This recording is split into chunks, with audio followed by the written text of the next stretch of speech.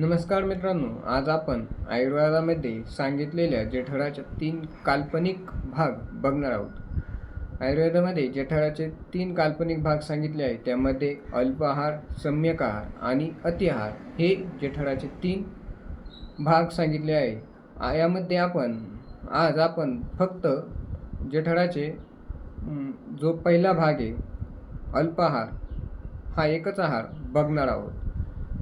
अल्प आहारामध्ये आपण जठराचे 3 भाग केले जातात. त्यामध्ये जो पहिला भाग आहे तितकेच जर अन्न खाल्ले तर आपण अल्प आहार घेतला असे म्हणतो.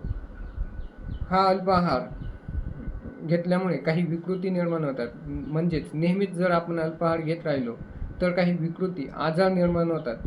जसे की मनाचे समाधान होत नाही, शक्ती कमी पडते, वीर्याचा ऱ्हास होतो आणि मन, बुद्धी यांचीही शक्ती कमी पडते. यामुळे बेचैनी वाढते. सोबतच शरीराचे देखणे पण कमी होते. म्हणजेच आपली जी सुंदरता आहे ती सुद्धा कमी पडते आणि वाताच्या व्याधी निर्माण होतात. म्हणजेच नेहमी ढेकर येणे किंवा पोट गॅस पकडणे किंवा पित्त होणे, ॲसिडिटी निर्माण होणे हे आजार यामुळे उद्भवतात.